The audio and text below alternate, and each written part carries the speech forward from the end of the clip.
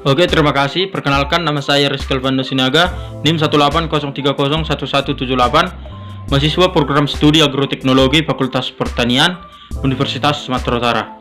Oke, pada kesempatan ini saya akan membahas mengenai hal-hal penting yang perlu diperhatikan dalam pengaplikasian pestisida serta pertolongan pertama kecelakaan yang terjadi akibat atau keracunan pestisida.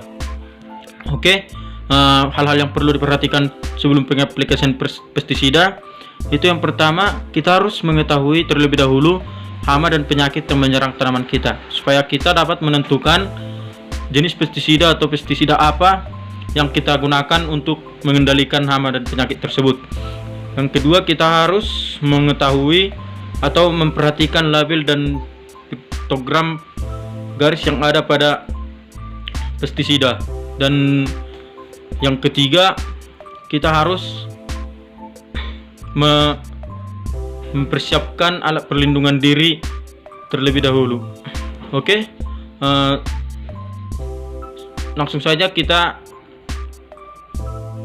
melanjutkan ke topik yang selanjutnya, yaitu alat perlengkapan diri. Teman-teman, mengenai hal-hal yang perlu kita perhatikan sebelum pengaplikasian pestisida, yaitu hal yang paling utama itu adalah mengenai alat perlindungan diri. Dimana kita harus menggunakan alat perlindungan diri supaya kita tidak melakukan kontak langsung dengan pestisida pada saat penyemprotan. Nah, hal-hal alat perlindungan diri yang kita gunakan itu, yang pertama itu adalah topi, yang kedua adalah masker, yang ketiga untuk melindungi kulit kita menggunakan lengan panjang tangan, dan tidak lupa kita menggunakan sarung tangan. Dan setelah itu kita menggunakan celana panjang, menggunakan kaos kaki, dan menggunakan sepatu boot. Oke, pertama saya akan menjelaskan fungsinya masing-masing.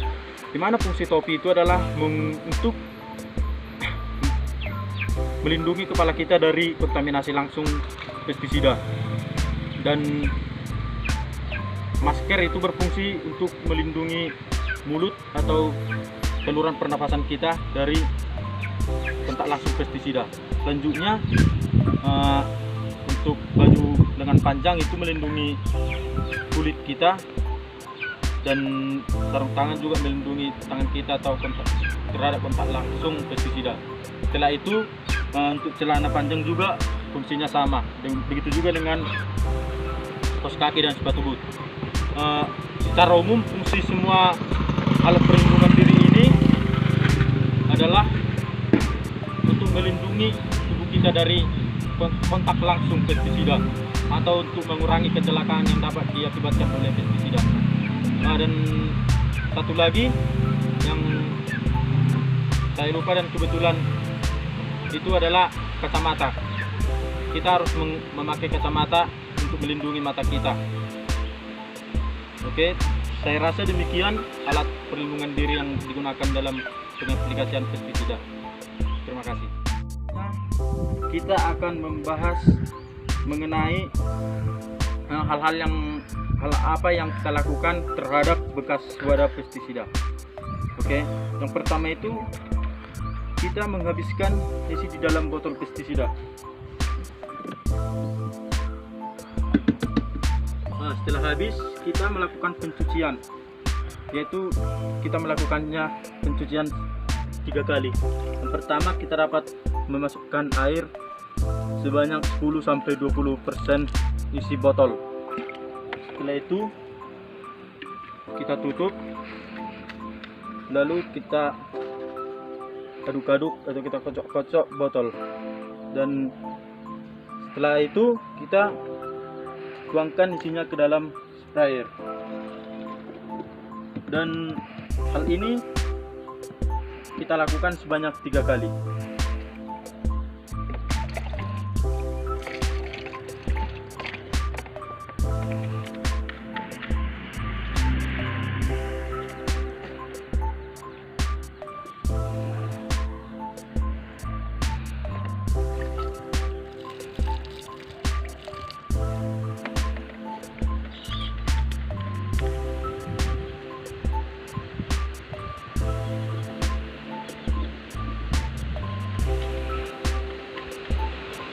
setelah melakukan pencucian ini, selanjutnya kita melakukan penghancuran terhadap bekas botol pestisida ini.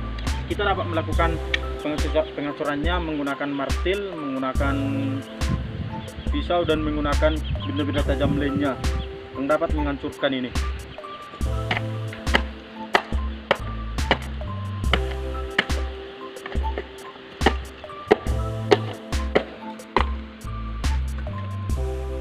Kita menghancurkannya sampai botol dan tutupnya tidak bisa digunakan lagi. Setelah itu kita harus mengubur bekas atau wadah pestisida tersebut. Dimana hal yang perlu kita perhatikan itu, tempat kita menghancurkan wadahnya tidak boleh jauh dari tempat kita mengubur wadahnya. Setelah kita masukkan botolnya, kita memasukkan kompos yang bertujuan dapat menyeimbangkan apabila di dalam botol pestisida ini masih ada racun, dan supaya botol tersebut tidak bersifat toksisitas terhadap tanaman lainnya apabila kita melakukan penanaman di tanah ini.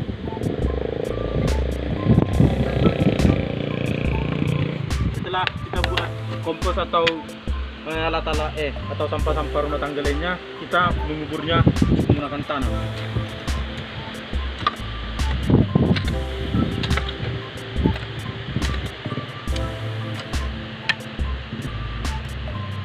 Setelah kita menguburnya, kita memberikan tanda supaya tidak didekati oleh ternak ataupun didekati oleh anak-anak. Lebih bagusnya kita menggunakan label untuk memberikan tanda supaya dapat dikenali.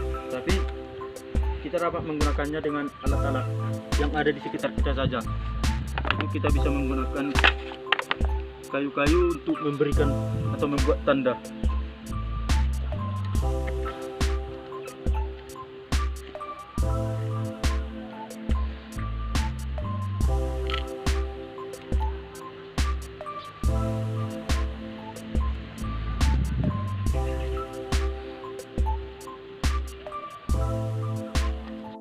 Saya rasa itu saja yang harus kita lakukan untuk wadah bekas pestisida tersebut.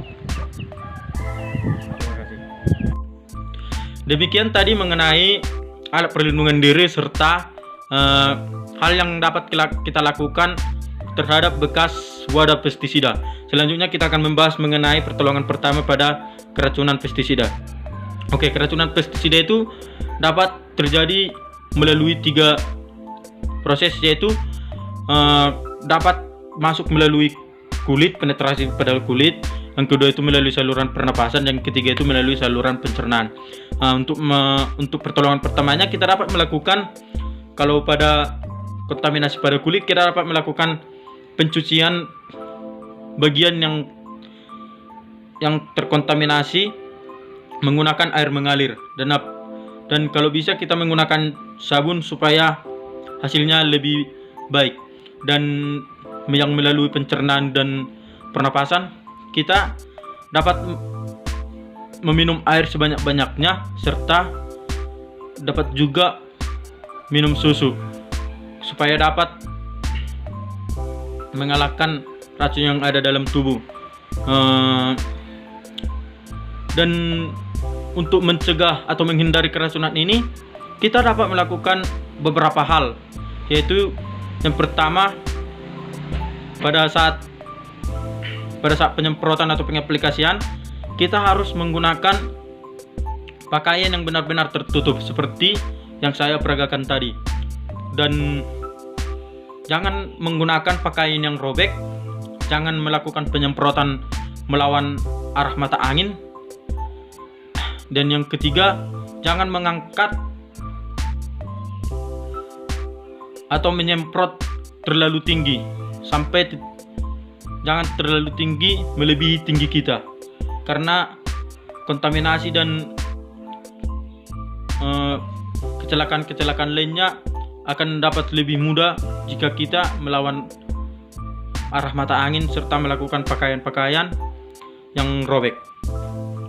Saya rasa demikian yang dapat saya sampaikan mengenai hal-hal penting mengenai pengaplikasian pestisida serta pertolongan pertama apabila ada keracunan pestisida. Saya ucapkan terima kasih. Kiranya dapat berfungsi bagi kita semua. Sekian dan terima kasih. Saya ucapkan terima kasih.